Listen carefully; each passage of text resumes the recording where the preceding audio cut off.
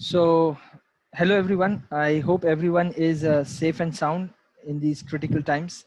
I would like to welcome you all and thank you all for taking out time and showing up for this particular session of ours.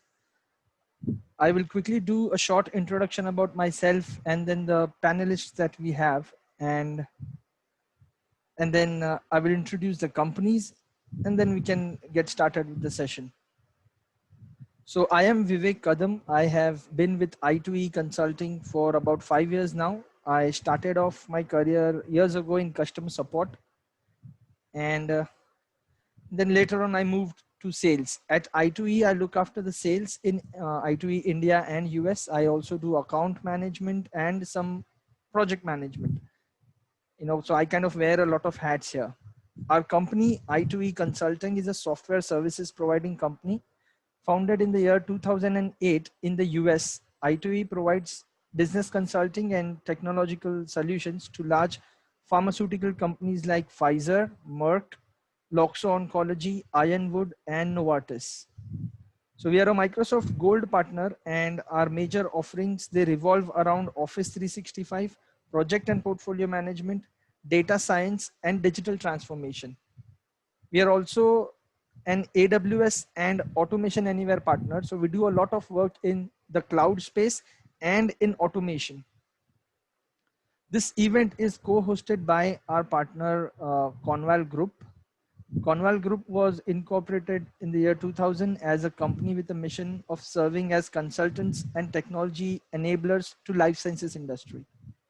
For increasing need of compliance and quality in various business units of pharma, Conval Group provides services around production, quality assurance, quality control, information technology, and R&D.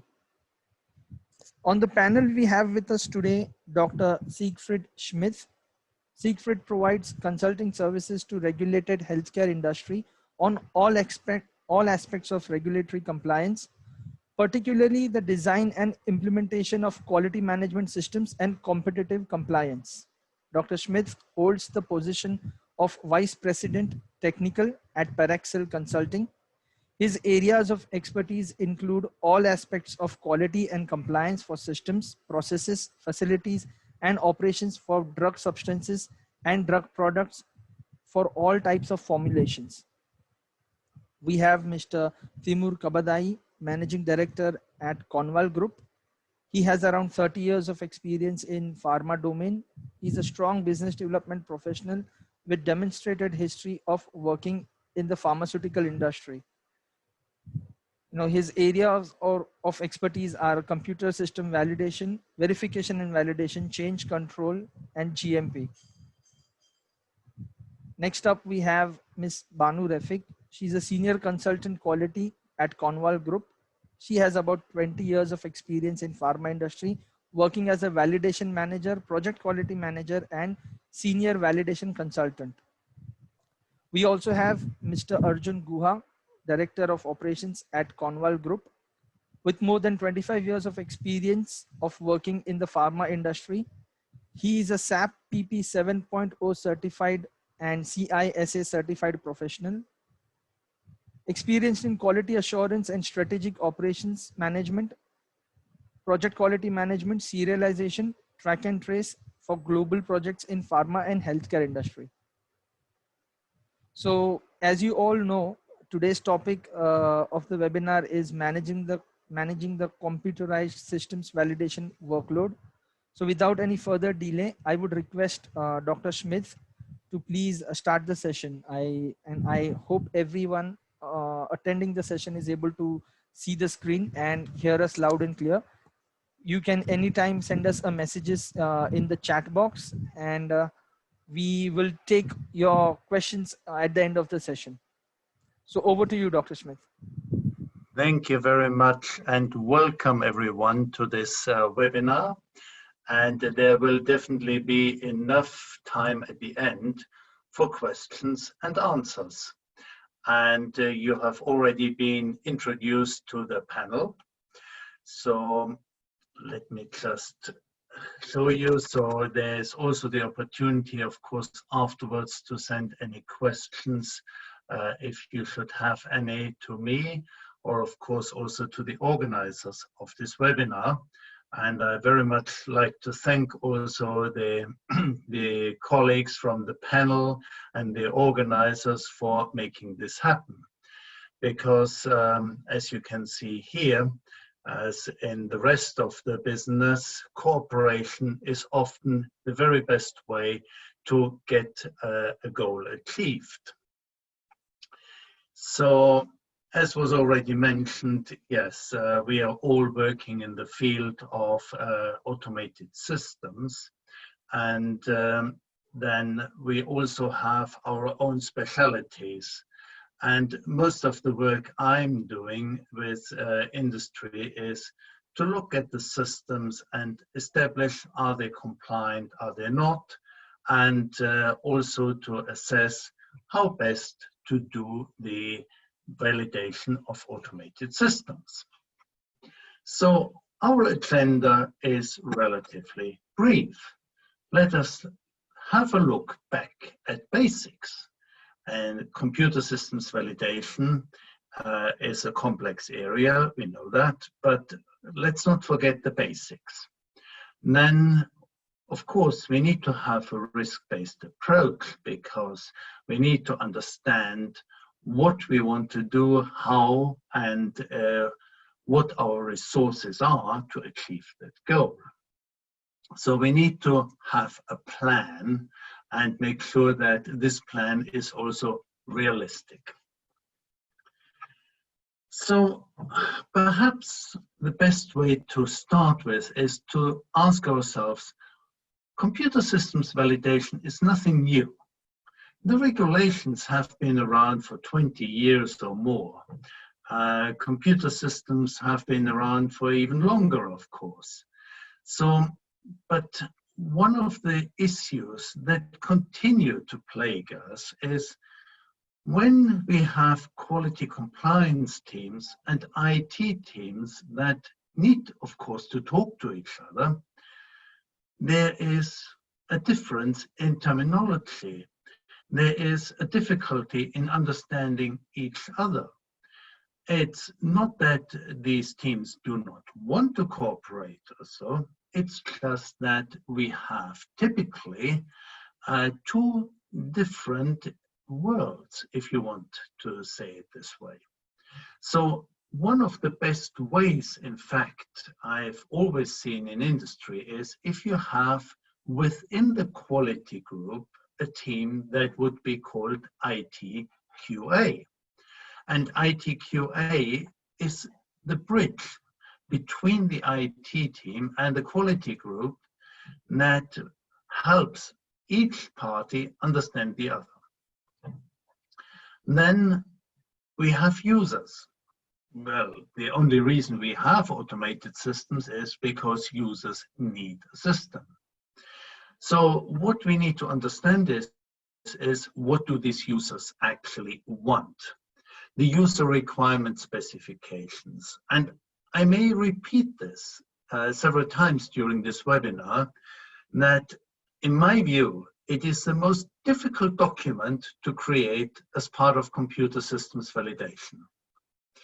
And again, it is because users don't normally get involved deeply with IT aspects or quality aspects as part of the computer systems validation. All they want is a system that simply does what they want. Now, how do they express it typically? Well, it's probably not unusual to hear, oh, the system is slow. Well, what do you mean by slow? The screen not building up in 2 milliseconds or 200 milliseconds or 1 minute or 1 hour? What are you talking about? Or, oh, I want a compliant system. Well, this is very nice that you want a compliant system. Compliant with what? So, as I said, user requirement specifications are not an easy thing to come by, and therefore, again, it is about collaboration. It's working together, quality, IT, with the users to educate them what is needed. then very few companies would build their own systems. Sometimes they do, but very rarely. So most of the time you will have a commercial system that you purchase. You will also, in many cases, have suppliers who come and install and start up the system for you. Now, it is not unusual, unfortunately, to see adverts that say, our system is Part 11 compliant. In fact, one company even gave it to me in writing. I sent this letter on to US FDA and asked them, would you agree with this? And of course, the answer is a supplier, a vendor, can provide a system that has all the elements that a user can make it Part 11 compliant, but you cannot purchase a system that is compliant. And so the next thing is that system complexity varies widely. So we have, when you look at your systems in your company, you don't just have one or two systems, you have many different systems. And of course, it can be something as simple as a thermometer to like an SAP system. Then about the testing during computer systems validation. It is not possible to test systems 100%. So we need to understand how much testing or how little testing do we actually want to perform or do we have to perform? Yes. So again, it is an important aspect to understand what do we have to do. And it's interesting again, when we look at what needs testing and when we look at user requirements, there is this 2002 guidance from US FDA, which talks an awful lot about this. And unfortunately, again, it gets lost somewhere because it's so old, but it's still valid and it's still very useful. Now, and lastly, of course, software is something etheric. It is something that you can't touch, that you can't see, unlike everything else that we are validating. It's simply different. So, let me tell you that we need to look back at basics. Why do I say this? Because, unfortunately, when we look at companies, we very often find that computer systems validation, you have a superb SOP that describes to you how to do computer systems validation for the applications. Great, but then comes the question, right, you're installing your software where? Well, on the server, in the server room. You will have a network because your users are all over the place and need to access it. So you actually need an IT infrastructure.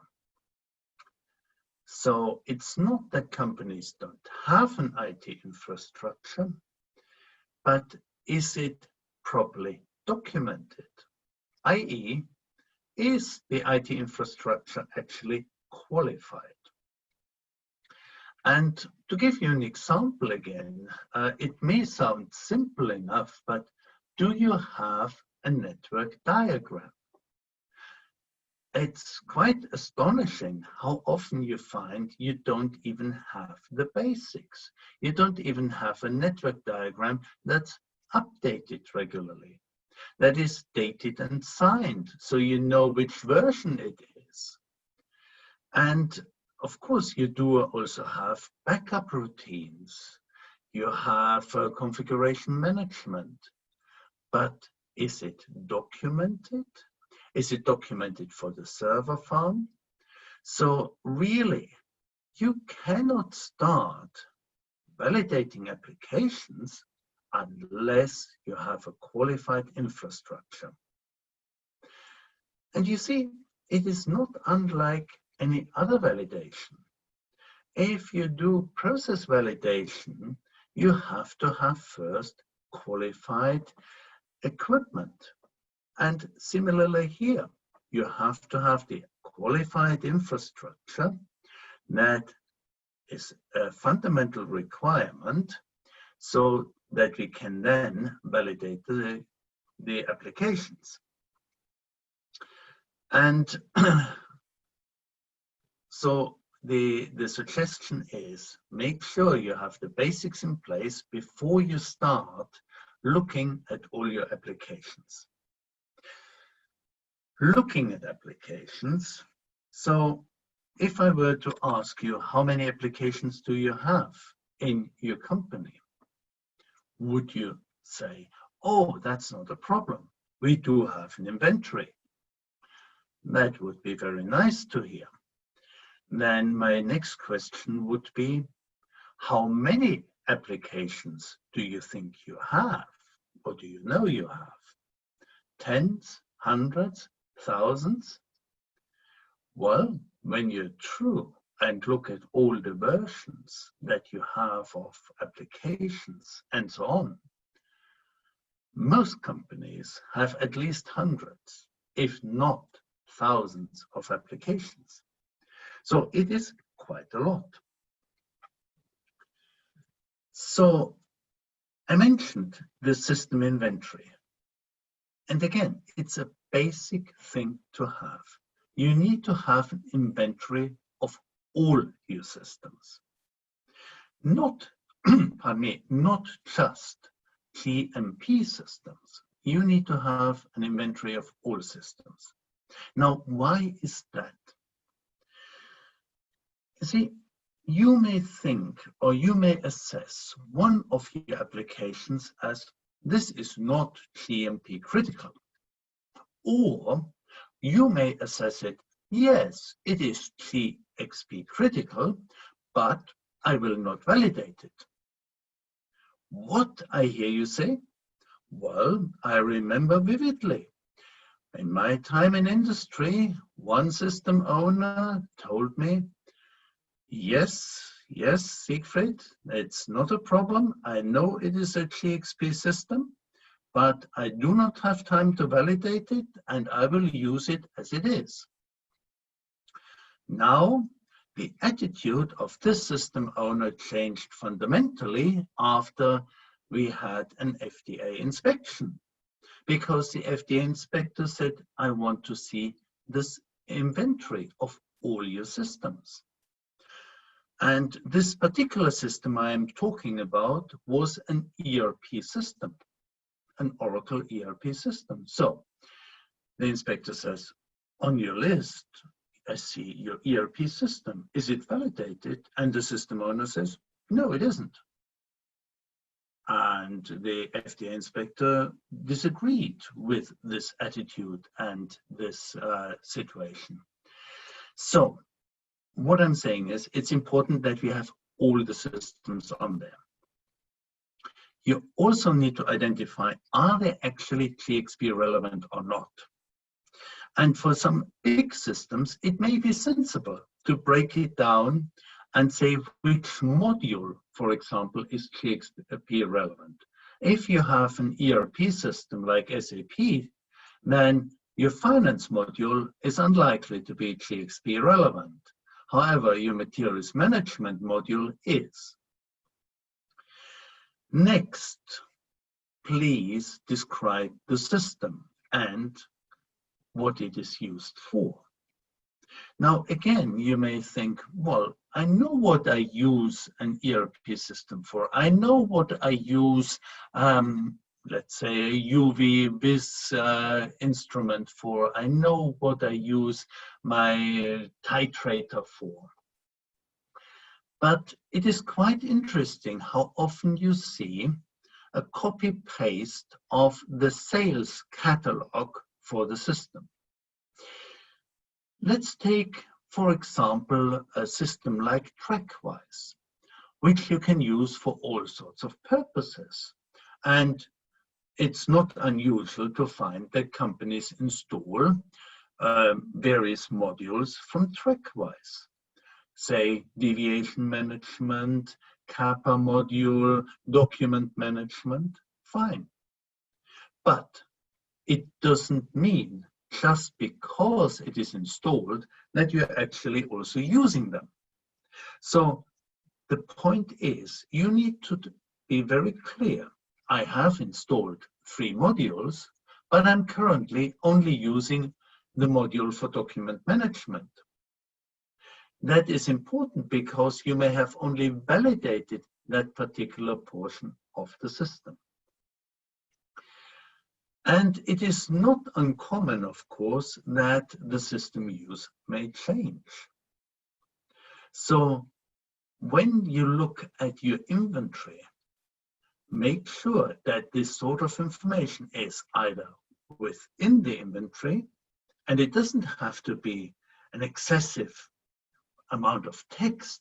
It just has to be the key information and perhaps some links to other documents. But we need to understand what is the purpose of the system in your company.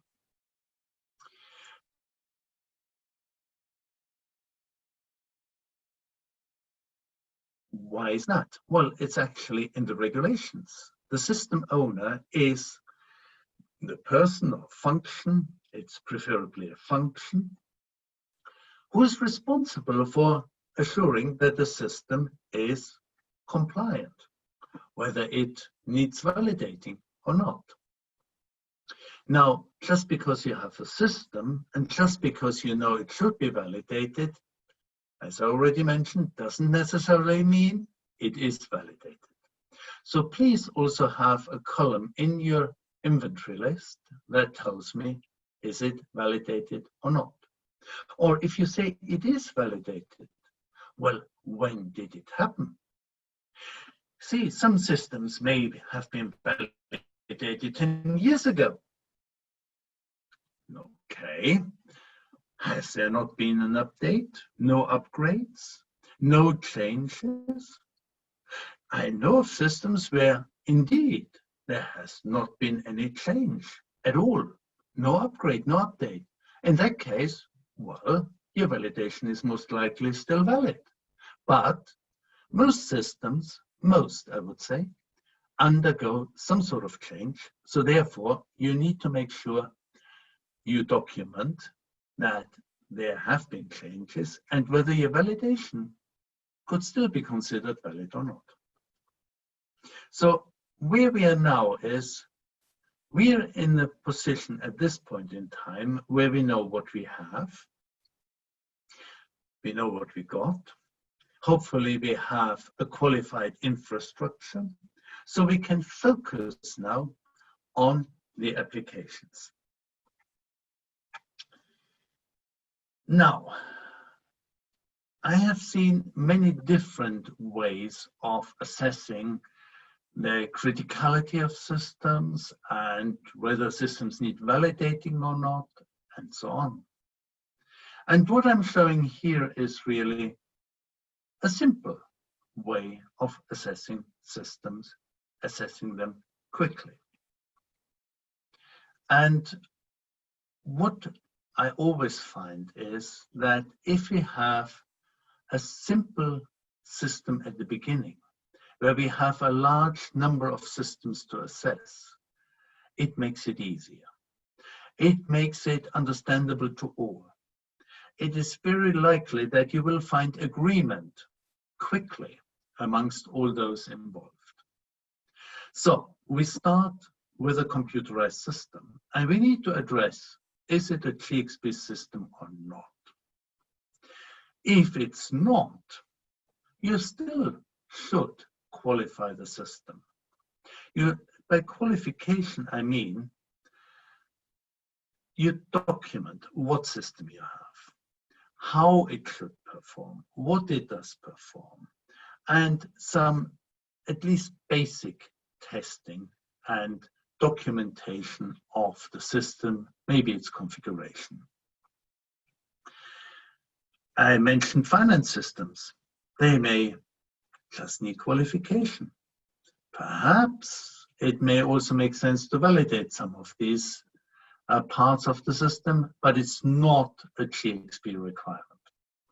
Now, once we have sorted out which systems are GXP systems, the next step that I recommend here is to understand, does it have permanent storage or only transient?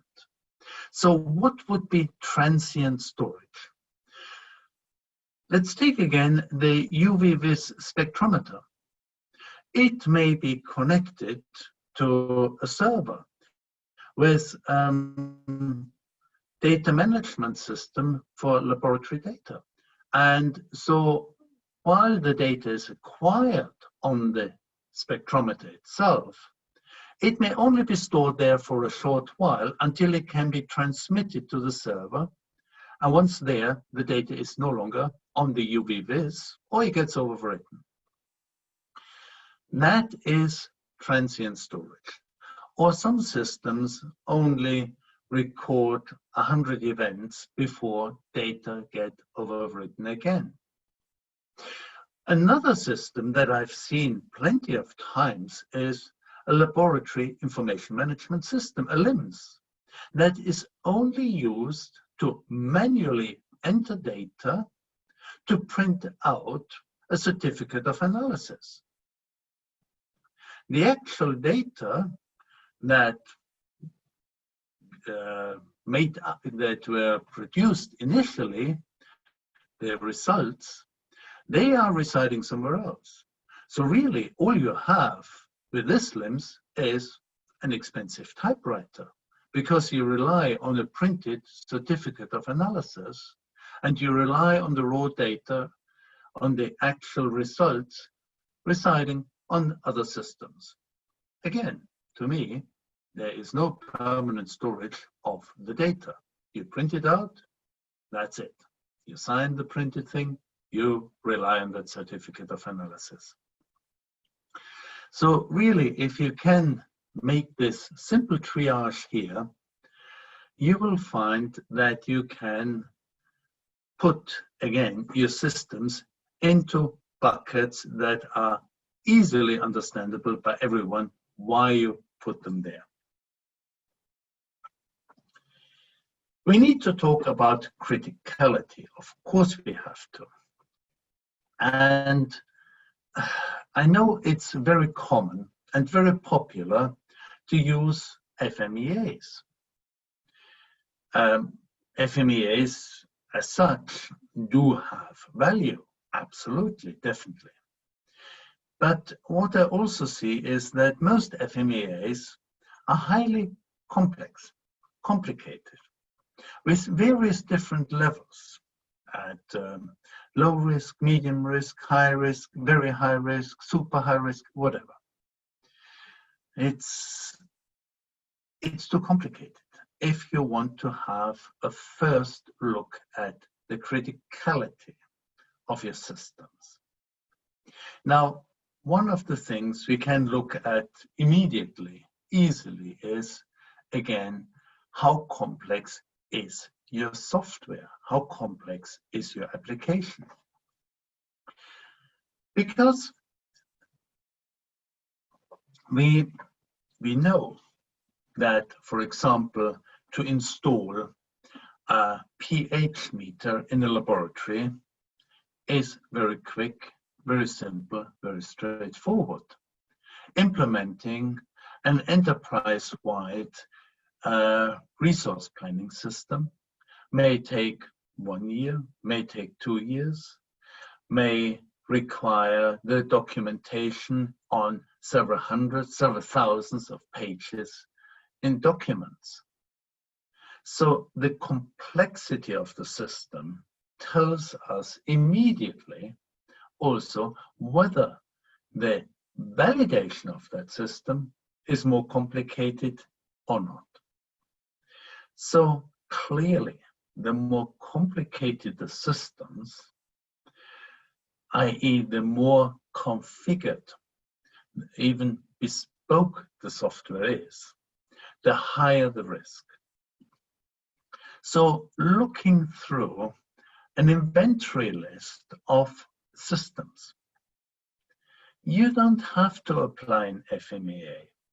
You can simply apply common sense to say, right, here we have a GXP relevant ERP system. Here we have a chromatography data management system. Or we have a Carl-Fisher titrator. We have a temperature recording system. So it's very easy, very straightforward, just by common sense, selecting those systems that have the highest criticality. And it is the systems with the highest criticality where action is required.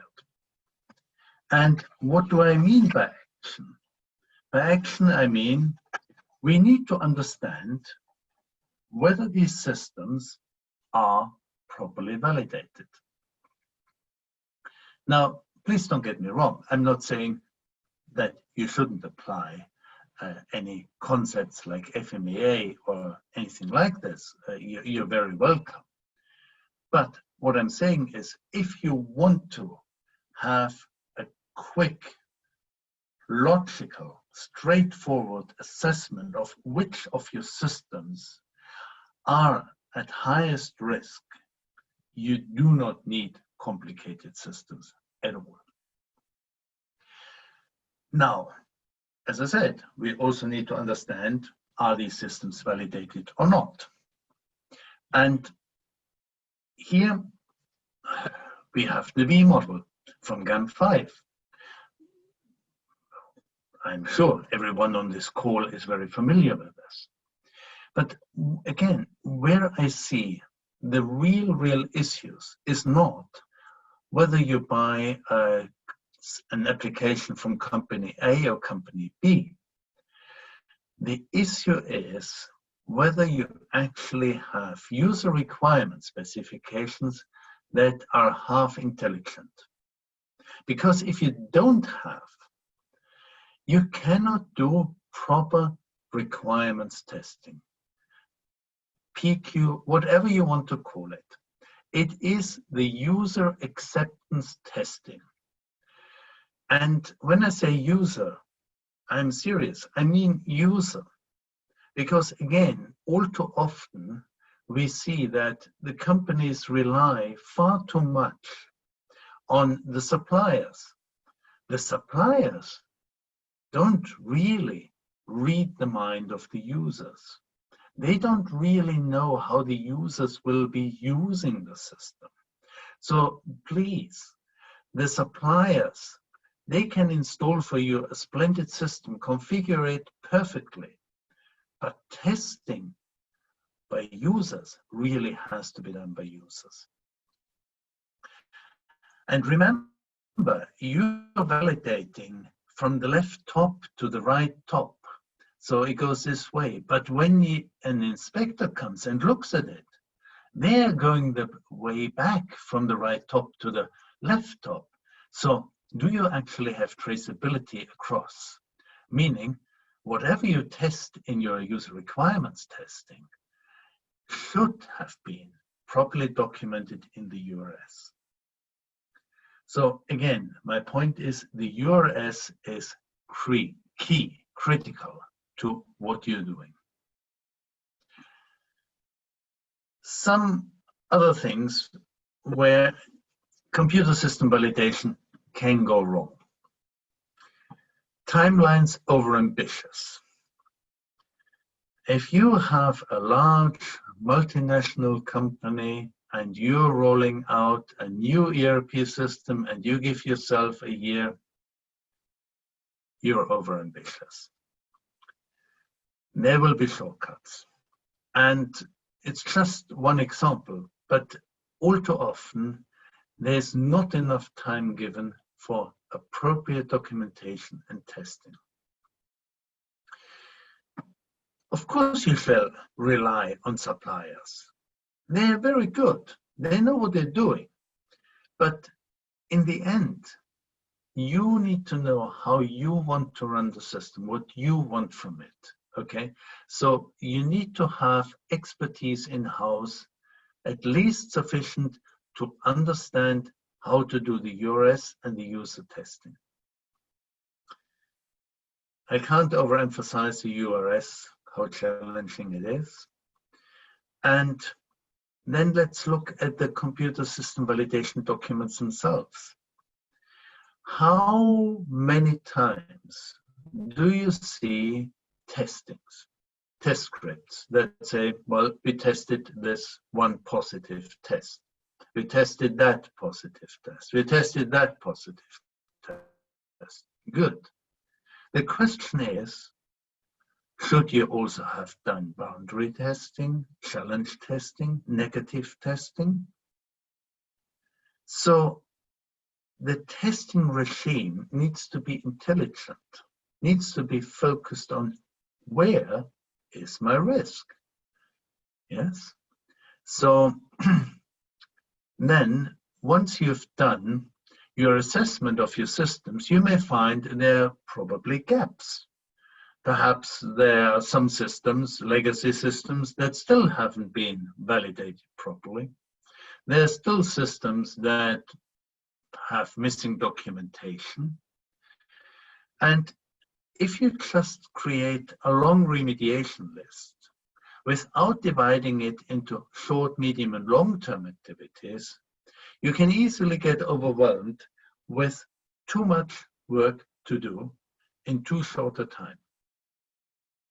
So it's very sensible to say, what resources do I have and what can I do in the short term? And what has to be medium or long term? Typically long term is implementing a new piece of software, a new piece of equipment with different automation and so on. Whereas short term may just be some extra testing or some extra documentation. So allow me to summarize. It all starts with you need to know your systems. Without a proper inventory, without even being very clear what you use the systems for, you cannot do a good job. Then try to simplify the risk assessments, because in the end, your resources are limited. All your resources are limited. So you need to be able to focus on what is essential, what is the high risk. And you don't need to waste resources unnecessarily on risk assessments. And then you need to take control of the CSV program, and in particular of the user acceptance testing. So with that, I now open it up for questions and answers. Thank you very much for listening so far. Well, thank you so much for such a wonderful presentation. It was very enlightening for all of us. So yeah, we are now open for question and answers. I see there are a few questions here. We'll take them one by one. In the meanwhile, I would request other attendees to please post their questions. I see the first one here that says, how do you suggest to manage and track periodic review cycle of organization level GXP critical computerized system? Yeah.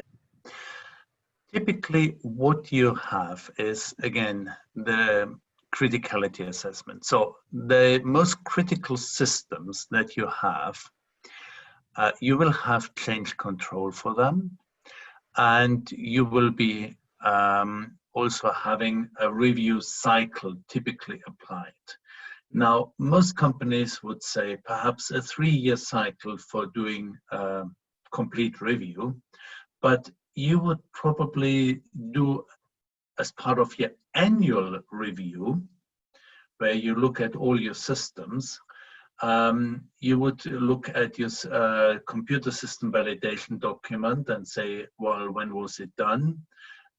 Did we have fundamental changes or not? Can we still accept the existing validation?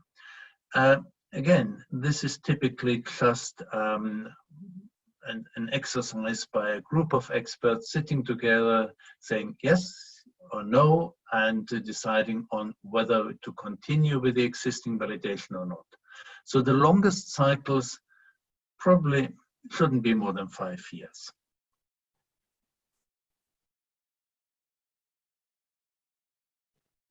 Okay, next up, we have what are the characteristics of good templates for CSV? It's the traceability. So let me again start with the user requirement specification.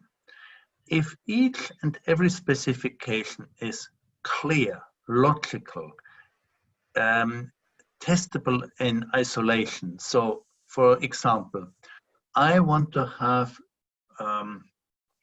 for example, passwords that are no more than 254 characters. I want to have passwords that can have Unicode or whatever. I want to have passwords that are this, that, and the other. And then you have the configuration, you have the functional specs and all that related to it. So you have the full traceability forwards and backwards. These are the best documents you can have. Okay, the next one we have is it necessary to revalidate with fixed period? If so, how to decide the parameters?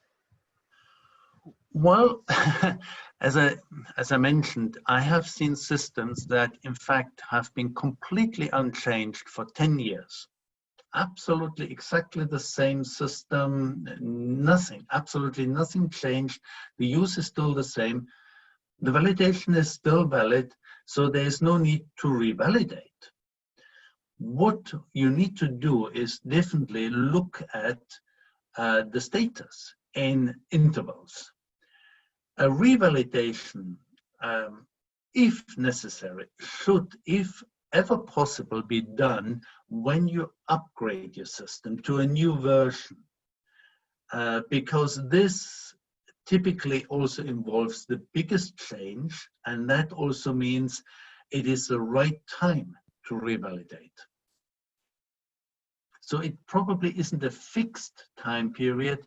It depends entirely on the system and when you get round to upgrade your system.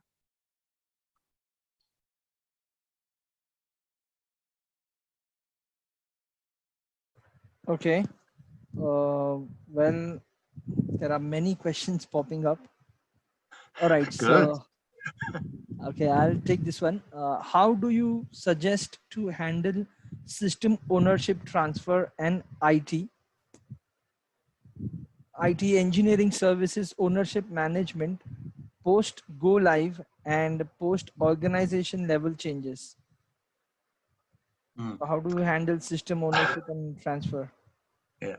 So the system ownership should really start at the very beginning when you think about buying or implementing a new system. Very, very rarely would be quality or IT the system owner. IT owns the infrastructure, of course, but most business applications, well, the business, someone from the business needs to own them. And if you have this as part of your inventory, then at least you know who was the owner until now. And if you have a change in your organization, then it's best if the business then decides who will be the new owner. And again, it's best to have it by function rather than by person. All right. Okay, there are. Okay, and also ties down. This ties down with Dr. Schmitt what you mentioned about having a system owner, linked with the system inventory. So once we have that in place, the system owner's responsibilities are also required to be defined, and The system owner also has the role play of making sure that the system is currently validated. So he has to approve all the change requests moving forward whenever it is coming up, and also the access roles. That's what at an annual level, at a minimum, the responsibility is of the system owner to make sure whoever is accessing the system has the right trainings, and also are the right people who are accessing the right roles. So the role review is also an equivalent part of the whole exercise of a responsibility, if I say, of a system owner. Absolutely. Yes, here this is Banu, and in addition to Mr. Schmidt and Arjun's explanation, I would like to also state that you need to document this with a handover documentation, so it should be documented as well. So we need to also, when we transfer the ownership, we need to also document this and include all the information that you have indicated. Thank you. Great. So I see here one question from one of our attendees. It says, as an auditor, if you identified validation artifacts not generated as per systematic approach, for example, vendor assessment performed after testing completed, what will be regulatory reference for such observations? Who would That like is to take this one? that is not an easy question to answer. Yeah. Let me put it this way. Very, very few computer system validation documents are really 100% perfect, and everything was completed in the right sequence at the right time and in full.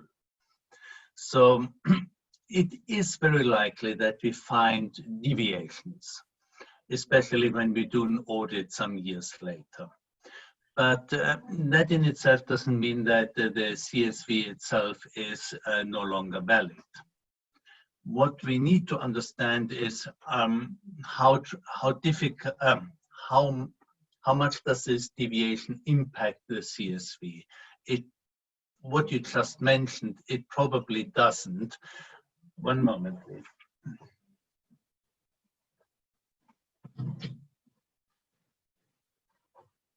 So what I'm saying is that if you find issues in your audit, then you need, of course, to document this, and you need to discuss with the system owner, does it require any remediation? Again, perhaps as part of a revalidation with a new upgrade, or can you live with a gap as long as it's documented and assessed?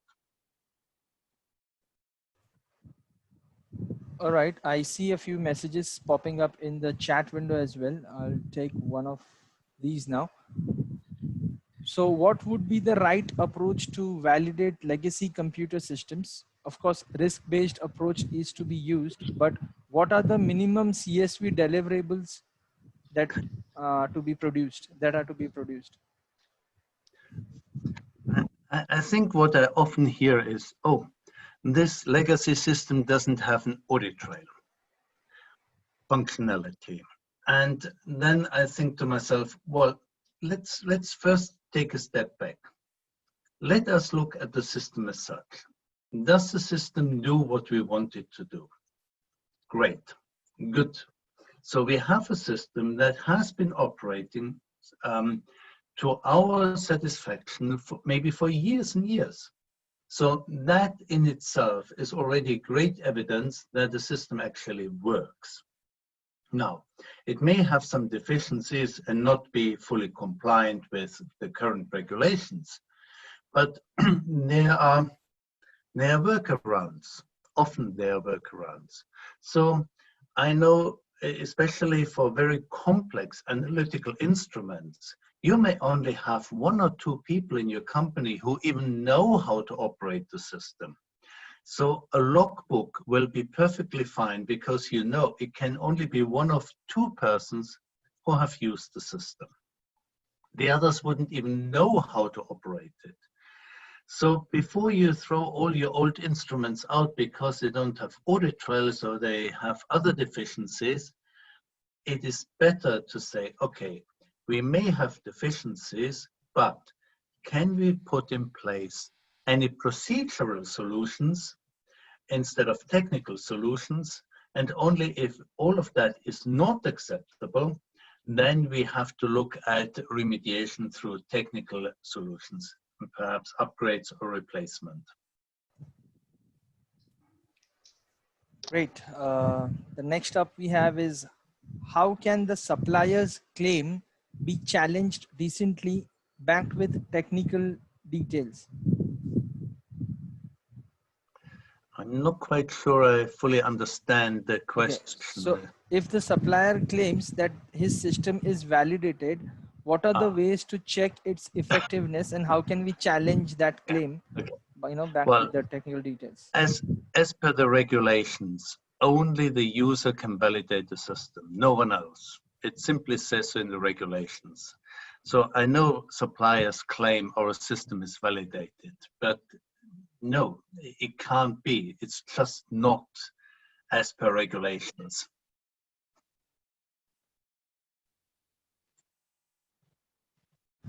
All right. Okay, let us. Okay, if there are, next up we have, if there are changes in systems or upgradation in systems and supplier don't want to show files or scripts and say no need of validation, then up to what level the validation should be done, whether whole system should be revalidated? So It's a huge question. I, You want me to repeat or break it down? no, I think I get it. You may not always be able to obtain the information from the suppliers that you want or actually would need. It's not unusual. And in those cases, you have to ask yourself, can you still do sufficient testing, user acceptance testing, that will allow you to say the system works as you want it to work, even though it's more or less a black box? That is one thing.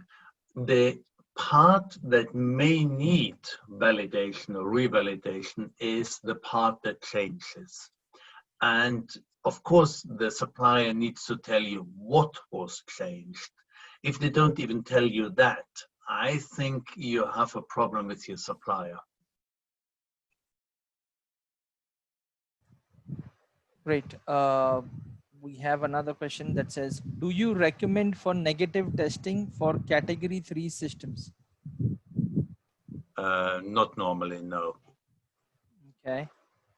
What is the criteria in deciding the URS? Who assists in fixing the same? What aspects of URS should bear? What aspects a URS should bear? Okay. Again, let me refer to the 2002 guidance for industry from FDA. It has excellent detail in there what a URS, what the specification should look like, who should provide the information there. Really, it's a very good guidance, and it has most of the information you need to write a good URS. And of course, there's also regular columns like in LCGC journal and other journals where there's very good information how to write a URS. And it's free. Great. I have a similar question here.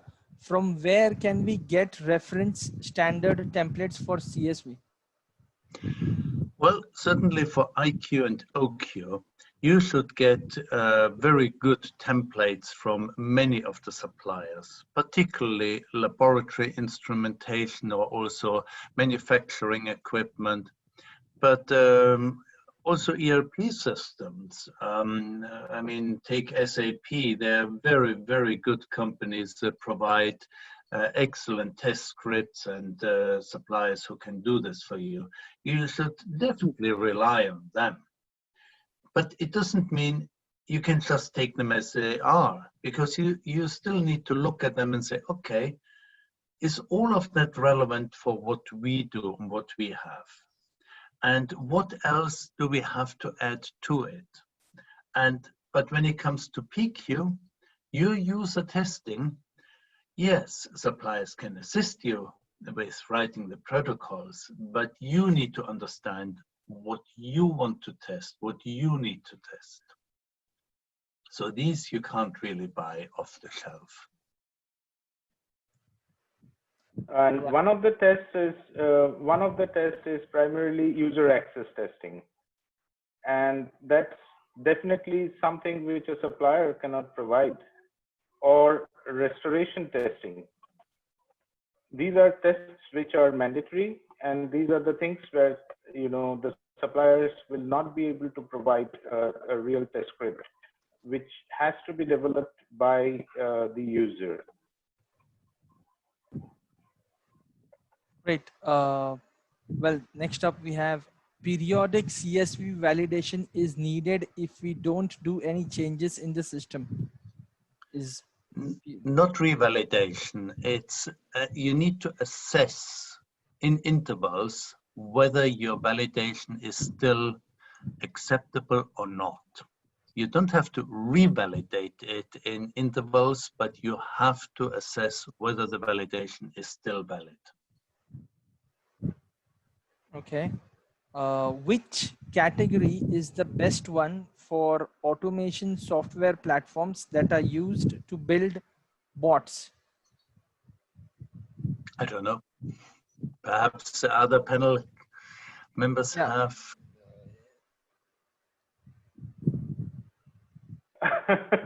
Sorry, I don't good know. So, yeah. So I was listening to a podcast recently about artificial intelligence, big data analytics, and so on. So what I understood, or what the industry expectations are primarily related to how you use those, rather than how you try to validate each robot or a bot as such. Because primarily, if you look into the setting up of a bot, it's a part of the infrastructure setup, so it's like category 1. But the moment you are trying to use it for a particular intended use, so you need to validate the process. What is the output you are trying to get from the process? So that's how the industry expectations are coming in. That's what we are able to see from our side.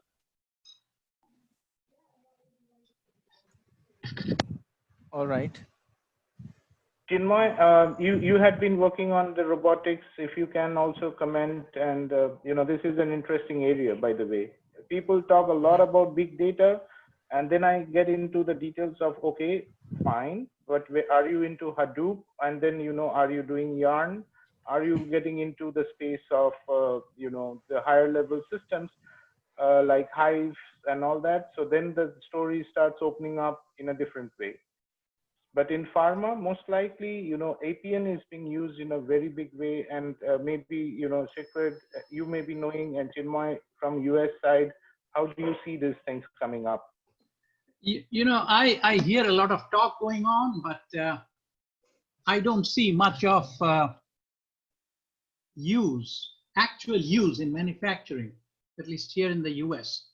But yes, there is always a lot of discussions going on, and right now, I personally am not wasting my time looking at these. When they are ready to deploy in the field and to start using it to manufacturing product, I would start looking at it. Yeah, it's definitely. Right now, our hands are full on the CSV side. Mm. That's why, you heard Siegfried say, these are the things that we are looking at, and obviously, we have to look at it. And I know Siegfried has written a lot of articles on system lifecycle management. He did not get into it, and there is a reason.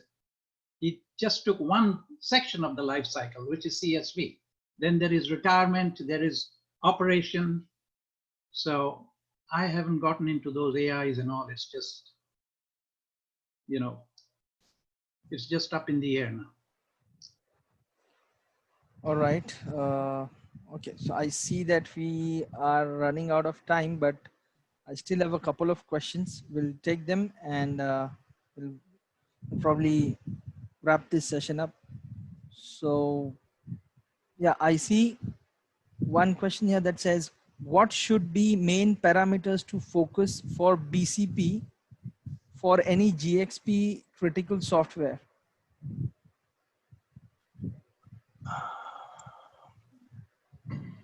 So BCP, business continuity processing, is that it? Too many acronyms. Yeah, I also. Business continuity plan, it looks like. Yes. So Business continuity plan. Well, we you take that. should, yes. So what you need to have for all of your applications is an understanding based on the criticality for the company. It's not the GAMP5 category or anything like this. It is about the criticality for the company. Do you need to have business continuity for this application or not? And I know of very, very simple software applications. If they go down, you cannot invoice. So that definitely requires business continuity planning in the extreme. But so really it is about each and every system, and we need to go back to the business owners, because they are the ones who know best. The system owners, they are the ones who know best what this application is used for and if it's business critical or not. Oh, great. So we will be taking the last question for tonight, and that is, what are key requirements for the CSV supplier evaluation?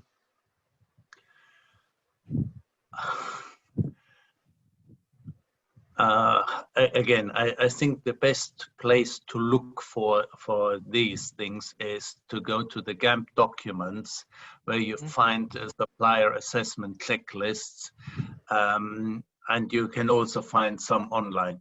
There isn't a particular element because each supplier is different, offers different things. So it's very tricky to say there are minimum things that you have to have. I think in the end, you want to have either a service or a product that meets your needs. And if you can get that, then this is your supplier. Great. All right.